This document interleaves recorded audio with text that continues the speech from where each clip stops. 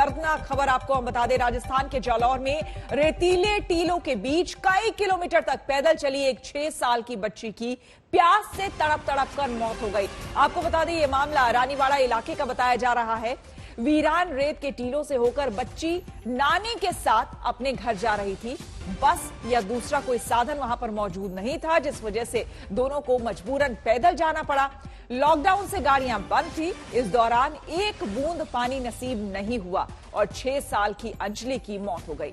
अब बीजेपी गहलोत सरकार को घेर रही है इस पूरे मुद्दे को लेकर।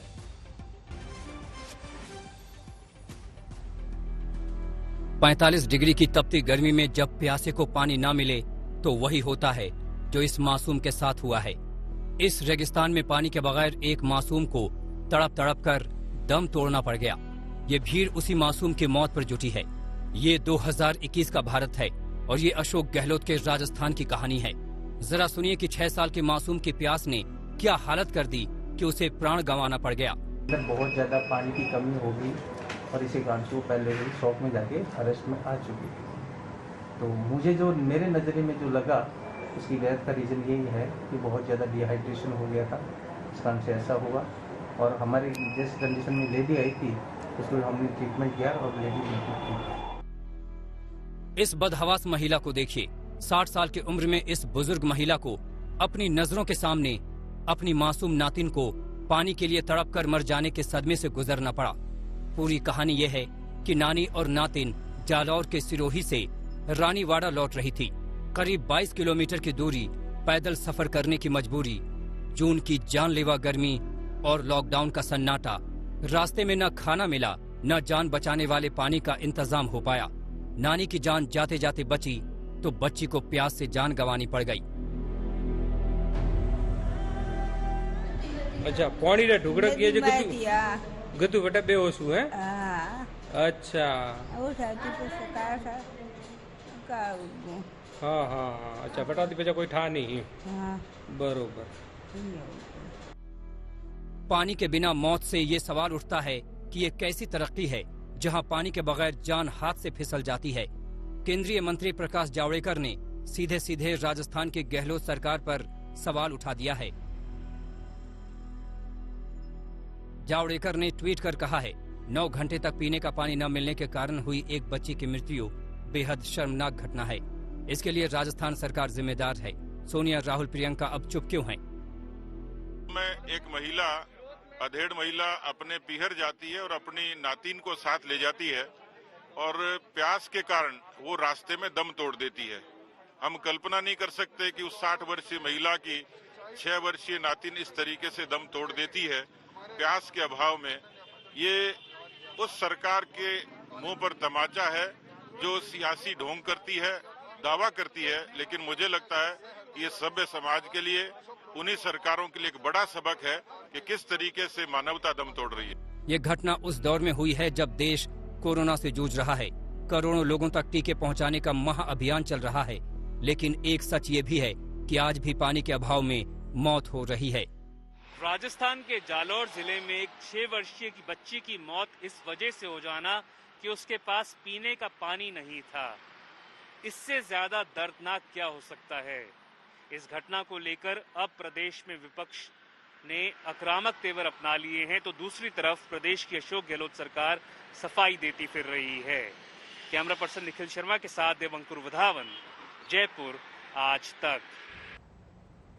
और इस वक्त हमारे साथ नम्रता वृष्णी, जो कि जिला कलेक्टर हैं जालौर की, वो जुड़ रही हैं। नम्रता जी, सबसे पहले तो आपसे जानना चाहेंगे, बेहद दुखद खबर ये सामने आई है, इस पर आपका रिएक्शन क्या, कहना क्या चाहेंगी?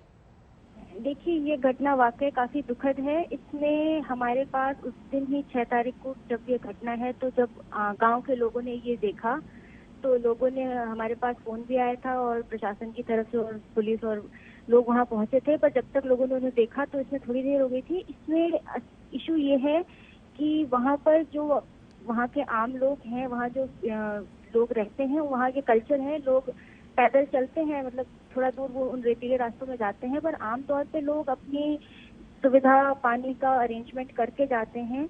जो हमारी जांच रिपोर्ट में सामने आया है, जो वृद्धा थी इसमें, श्रीमती सुखी जी, जी। उनके साथ वो अकेली ही थी, उनके साथ बस वो छोटी बच्ची ही थी और घर से इतना सपोर्ट नहीं था। वो थोड़ी मानसिक स्थिति भी थोड़ी सी अस्थिर थी। इस कारण शायद जब वो घर से निकली तो वो पानी का अपना साधन ले जाने में ये उनसे थोड़ी सी ये इसका अरेंजमेंट उन्होंने ध्यान नहीं रखा, इसलिए ऐसा हुआ। बाकी रास्ते में उन्हें फिर जो लोकल लोगों ने देखा, उन्हें थोड़ी हेल्प भी करी, पर शायद तब तक क्योंकि गर्मी ज्यादा थी तो बच्ची के साथ ये हादसा नम्रता जी, हुआ। यानी कि आप क्या मानती हैं, ये जो घटना घटी है ये कोई ऐसी राजस्थान में पहली घटना नहीं है। पानी के लिए आज भी 21वीं सदी में हम जी रहे हैं, लेकिन पानी के लिए आज भी लोगों को कई किलोमीटर दूर जाना पड़ता है। कौन जिम्मेदार है इसके लिए? देखिए, क्योंकि हमारा ये हम एक डेजर्ट बेल्ट में आते हैं तो वाटर रिसोर्सेज हमारे लिमिटेड हैं और गवर्नमेंट की वेरियस स्कीम्स में हमारे जो अभी राजीव गांधी जल संचय मिशन में भी बहुत सारे वाटर कंजर्वेशन के और इन चीजों की स्कीम्स चल रही हैं। ये सच है कि शायद हर घर में पानी ना हो, पर वैसे लोगों के पास पूरे प्रयास किए जा रहे हैं कि लोगों को पानी की अवेलेबिलिटी हो। आमतौर पे लोग इन चीजों का ध्यान रखते हैं कि मतलब पानी, जैसे आप देखेंगे यहाँ कल्चर है रास्तों में जलग्रह लगाने का या वो प्याऊ लगाने का। तो ये सच है कि हर डोर टू डोर शायद हर जगह ना हो, पर एक सम्मानजनक डिस्टेंस पे लोगों के पास वाटर अवेलेबिलिटी कराने के पूरे प्रयास हैं। नम्रता जी, ये जो इलाका है जालौर, जहाँ की आप खुद कलेक्टर हैं, वहीं की ये घटना है, ये बताइए, जब यहाँ पर अभी लॉकडाउन की स्थिति थी, गाड़ियां उपलब्ध नहीं थी, कोई और साधन नहीं था इनके पास जाने का, तो एकमात्र रास्ता बचता है पैदल चलना। अब ऐसे इस पूरे इलाके में क्या कोई और वैकल्पिक व्यवस्था नहीं लोगों के लिए की जा सकती थी, या फिर नहीं है? यहाँ पर स्थिति क्या है इस इलाके की, ये बताइए आप। इसका कारण ये था कि ये मुख्य रास्ते से ना जाकर जो रेतीले कच्चे रास्ते होते हैं धोरे क्षेत्र के, ये उसमें से गए, ये मेन रोड पर गए ही नहीं। ये जो गांव के तो खबरें ये आ रही है कि चूंकि कोई इनको साधन नहीं मिला, कोई ट्रांसपोर्टेशन की वहां पर सुविधा नहीं थी, इसी वजह से इन लोगों ने दूसरा रास्ता पकड़ा। नहीं, ऐसा नहीं है। वहाँ पर अक्सर गांव के लोग कच्चे रास्तों में गांव की तरफ जाते रहते हैं। इसमें ऐसा कुछ नहीं है कि साधन का इश्यू नहीं है, ये इनके आम जीवन शैली का पार्ट है। वो वहीं के लोग हैं, गांव के कच्चे रास्तों पे जाते हैं। जी, चलिए, बहुत बहुत शुक्रिया नम्रता जी आपका हमसे बात करने के लिए। लेकिन शरद हमारे साथ जयपुर से जुड़ रहे हैं ज्यादा जानकारी के साथ। शरद, ये पहली घटना नहीं है, इस तरह की घटना पहले भी हम राजस्थान से सुनते रहे हैं, देखते रहे हैं। सच्चाई क्या है, जमीनी हकीकत क्या है, कसूरवार इस पूरी घटना के लिए कौन है, जिम्मेदार किसे ठहराया जाए?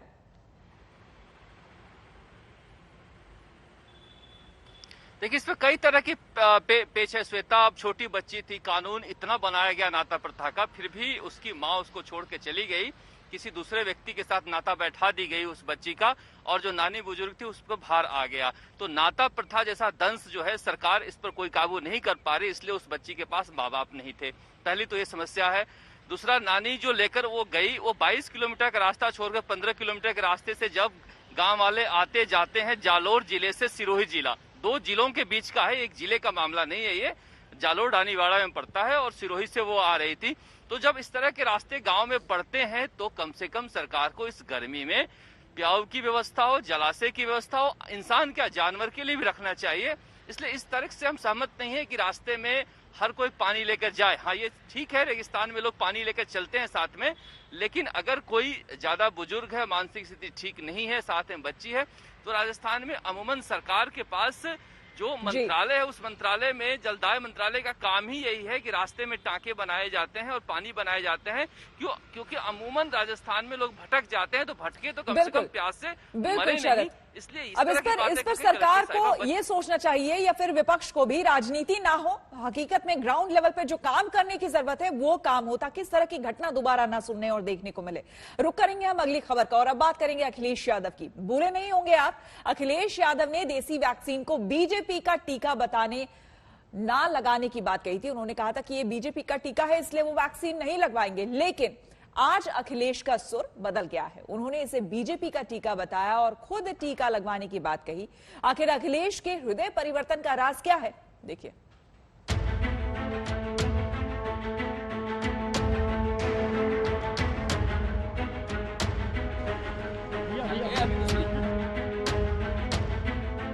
देखिए, मैं तो नहीं लगवाऊंगा अभी वैक्सीन, वो भी बीजेपी लगाएगी, उसका भरोसा करूंगा मैं?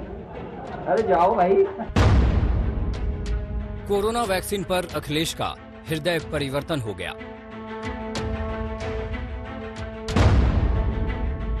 बीजेपी की वैक्सीन अब भारत का टीका होगा।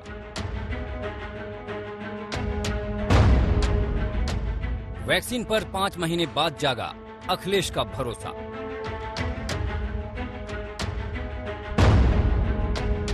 वैक्सीन पर अखिलेश के यू टर्न का राज क्या है? देखिए, मैं तो नहीं लगवाऊंगा अभी वैक्सीन, मैंने अपनी बात कह दी, और वो भी बीजेपी लगाएगी उसका भरोसा करूंगा मैं? अरे जाओ भाई, अरे अपनी सरकार आएगी, सबको फ्री वैक्सीन लगेगी। हम बीजेपी का वैक्सीन नहीं लगवा सकते। जनवरी का महीना था, कड़ाके की सर्दी थी और समाजवादी पार्टी के अध्यक्ष अखिलेश यादव वैक्सीन पर बयानबाजी से सियासी गर्मी बढ़ाने की कोशिश कर रहे थे। अखिलेश जब ये बयानबाजी कर रहे थे तब देश में टीकाकरण अभियान शुरू नहीं हुआ था। 2 स्वदेशी वैक्सीन कोविशील्ड और कोवैक्सीन को मंजूरी ही मिली थी, लेकिन अखिलेश अपने बयानों से वैक्सीन पर शंका जता रहे थे। लेकिन 5 महीने बाद अब अखिलेश का मन बदल गया है। आज उन्होंने ट्वीट किया, जनाक्रोश को देखते हुए आखिरकार सरकार ने कोरोना के टीके के राजनीतिकरण की जगह ये घोषणा करी कि वो टीके लगवाएगी। हम भाजपा के टीके के खिलाफ थे, पर भारत सरकार के टीके का स्वागत करते हुए हम भी टीका लगवाएंगे। वो टीके की कमी से जो लोग लगवा नहीं सके थे, उनसे भी लगवाने की अपील करते हैं। अखिलेश का ये बयान कल के पीएम के संबोधन के बाद आया है। 21 जून सोमवार से देश के हर राज्य में 18 वर्ष से ऊपर की उम्र के सभी नागरिकों के लिए भारत सरकार राज्यों को मुफ्त वैक्सीन मुहैया कराएगी। जिस वक्त अखिलेश ने कोविशील्ड और कोवैक्सीन को बीजेपी का टीका कहा था, तब और अब स्थिति में कोई बदलाव नहीं है। तब भी केंद्र सरकार टीका लगवाने वाली थी और अब भी केंद्र ने फिर से कमान संभाल ली। फिर अखिलेश ने यू टर्न कैसे लिया? फिलहाल तो समाजवादी पार्टी इसे पीएम के बयान से जोड़ रही है, इधर बीजेपी इस पर हमलावर है। हमारे माननीय राष्ट्रीय अध्यक्ष जी ने कई बार इस बात को कहा कि देश में टीकाकरण मुफ्त सरकारों को कराना चाहिए। अगर उत्तर प्रदेश की सरकार नहीं कराती तो हम 2022 में जब आएंगे तो पूरे प्रदेश को मुफ्त टीकाकरण कराएंगे। एक बात उन्होंने और फिर स्पष्ट किया है कि समाजवादी पार्टी, जो भारतीय जनता पार्टी टीके पर राजनीति कर रही थी, तो बीजेपी का जो टीका था उसके खिलाफ थे। जो देश का टीका है, जो भारत सरकार का टीका है, हम उसके खिलाफ कभी नहीं रहे और हमारे नेता ने स्पष्ट किया है कि हम भी भारत का टीका लगवाएंगे। और प्रधानमंत्री ने पहले भी एक बार हिंट किया था कि हम सबको देंगे, तो कल उन्होंने स्पष्ट किया और उन लोगों को राजनीति करने से मना किया जो कोविड में भी राजनीति कर रहे हैं, देश के साथ नहीं जुड़े हैं। समाजवादी पार्टी के नेता कुछ भी कहें, लेकिन अखिलेश के ट्वीट के संदर्भ बेहद अहम हैं। पार्टी के संस्थापक और अखिलेश यादव के पिता मुलायम सिंह यादव इस तस्वीर में वैक्सीन लगवाते नजर आ रहे हैं। इस तस्वीर को ट्वीट करते हुए यूपी के डिप्टी सीएम केशव प्रसाद मौर्य ने अखिलेश पर तीखा तंज कसा था। केशव मौर्य का ट्वीट देखिए। सपा संरक्षक व पूर्व मुख्यमंत्री श्री मुलायम सिंह यादव जी, स्वदेशी वैक्सीन लगवाने के लिए आपका धन्यवाद। आपके द्वारा वैक्सीन लगवाना इस बात का प्रमाण है कि सपा के राष्ट्रीय अध्यक्ष श्री अखिलेश जी द्वारा वैक्सीन को लेकर अफवाह फैलाई गई थी। इसके लिए अखिलेश जी को माफी मांगनी चाहिए। टीकाकरण देश का मिशन है, यकीनन इस पर हल्की सियासी टीका टिप्पणी उचित नहीं। समर्थ श्रीवास्तव के साथ कुमार अभिषेक, लखनऊ आज तक। और अखिलेश के ट्वीट पर सियासी बयानबाजी शुरू होनी थी, जो कि शुरू हो गई। बीजेपी जहां हमलावर है, वहीं समाजवादी पार्टी अब बैकफुट पर है। अखिलेश यादव भ्रमित और स्वार्थ की राजनीति करते हैं। जो व्यक्ति इस प्रकार की राजनीति करता है तो उसको थूक के चाटना भी पड़ता है, और अखिलेश यादव जी ने यही किया है। पहले तो आपने कहा ये भाजपा की है, फिर आज आप कहते हो भारत की वैक्सीन। अरे भाजपा का कोई लेबल लग के बिक रहा था, ये एडवर्टीजमेंट चल रहा था। आज आप उसको फिर आज लगवाने की बात करते हो तो आप थूक के चाट रहे हो। लेकिन इसके साथ आपने जघन्य अपराध भी किया है। आपने 2 मिनट के लिए छोड़ दें उत्तर प्रदेश की जनता, अरे आपके कार्यकर्ता तो उत्तर प्रदेश में है, उनका परिवार तो उत्तर प्रदेश में है, आपने उनको भी भ्रमित किया, आपने राजनीति, अपने स्वार्थ की राजनीति के चक्कर में उनको भी लगाने नहीं दिया। हम समाजवादी लोग हमेशा से टीका पे राजनीतिकरण का विरोध करते हैं। भारतीय जनता पार्टी टीका पे राजनीतिकरण कर रही थी, वो हर जगह उसके प्राइस अलग अलग कर दिए। कमाल है भाई, और ऐसा दर्शा रही थी जैसे टीका भारतीय जनता पार्टी ने बनाया हो। ये टीका हमारे देश के वैज्ञानिकों ने बनाया है, ये हिंदुस्तान का टीका है। भारतीय जनता पार्टी इसको ऐसे दर्शाती जैसे लगता है भारतीय जनता पार्टी ने बना दिया हो। ये वैज्ञानिकों का है, हम हिंदुस्तान के वैज्ञानिकों का सम्मान करते हैं। मेरी दूसरी मांग थी कि टीका फ्री में लगना चाहिए पूरे हिंदुस्तान को। आज हमारी मांग को सरकार ने माना है और फ्री में टीका हिंदुस्तान को लग रहा है, तो समाजवादी भी लगवा रहे हैं। और ऑपोजिशन वैक्सीन को लेकर क्या कह रहा है, ये सुनिए। प्रधानमंत्री आज भी अपने मुंह मियां मिट्ठू बने रहे। अब केवल इतना ही बदलाव आया है कि 50% की बजाय 75% वैक्सीन उत्पादन भारत सरकार खरीदेगी। सुप्रीम कोर्ट ने उन पर यह ऑब्जर्वेशन किया कि मोदी सरकार की वैक्सीनेशन पॉलिसी आर्बिट्री है, डिस्क्रिमिनेटरी है।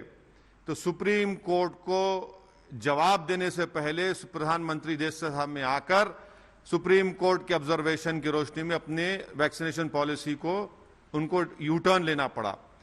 सबसे अहम बात हम प्रधानमंत्री जो देश को नहीं बता पाए कि देश में वैक्सीन का शॉर्टेज क्यों है। मोदी जी को खिलाफ बहुत चर्चा हो रहा है। वैक्सीन पॉलिसी मोदी जी का पूरा नाकाम था, लोग नाराज हो रहे थे। मोदी अपना पोजीशन रिकवर करने का कोशिश कर रहे हैं, करना ही चाहिए। सुप्रीम कोर्ट ने लताड़ लगाया, सुओ मोटो जो है सुप्रीम कोर्ट सुनवाई कर रहा है और कहा कि इरेशनल है और तार्किक है।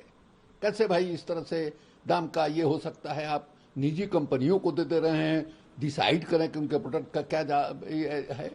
उसके बाद आप राज्यों को कह रहे हैं कि आप खरीदिए और राज्यों के बीच में कंपटीशन हो रहा है। कई राज्य जो है ग्लोबल टेंडर निकाल रहे हैं। ऐसी स्थिति हो गई थी, अराजकता की स्थिति है जिसका कोई हिसाब किताब नहीं। सुप्रीम कोर्ट में ये केस दर्ज है, अब उसका नतीजा आने वाला है और सबको पता है कोर्ट जिस तरीके से बयान दे रही है कि ये केंद्र सरकार की प्राथमिक जिम्मेदारी है। अब कोर्ट से ये आदेश आने से पहले वो जो है अपना घोषणा कर दिया। वैक्सीन पर मुनाफा कमाने के आरोपों के बाद बीजेपी ने पंजाब की अमरिंदर सरकार को कोरोना किट की खरीदारी पर घेरा है। बीजेपी प्रवक्ता गौरव भाटिया ने कोरोना किट की खरीदारी में घोटाले का आरोप लगाया है। पार्टी की पंजाब की सरकार कैसे घोटाले पर घोटाले कर रही है, यह केवल और केवल भ्रष्टाचारी कांग्रेस ही कर सकती है। अप्रैल के पहले सप्ताह में पहला टेंडर आया जिसमें इस फतेह किट की कीमत पहले से ही बढ़ाई हुई थी और 837 रुपए थी। 20 अप्रैल के आसपास एक दूसरा टेंडर लाया जाता है जिसमें इन्हीं फतेह किट की जो कीमत 837 रुपए थी, यह बढ़ के 1226 हो जाती है। यह बढ़ोतरी है 46% की। जो फतेह किट 837 रुपए में पहला जो वेंडर था वो दे रहा था पंजाब सरकार को, वो दूसरे टेंडर में 17 दिन बाद 1226 रुपए की हो जाती है। एक तीसरा टेंडर भी आता है, ये फिर 17 दिन बाद आता है और इस बार पहले से ही जो किट की कीमत बढ़ी हुई थी उसे पुनः बढ़ा के 1226 से 1338 कर दिया जाता है। मतलब अगर 837 से देखें और जो तीसरा टेंडर आया इसमें 60% की बढ़ोतरी हो गई। ये जनता का रुपया था, आपदा का समय था, मरहम लगाना था, दुख बांटना था जनता का। लेकिन कांग्रेस की भ्रष्टाचारी सरकार पहले वसूली करती है, फिर भ्रष्टाचार करती है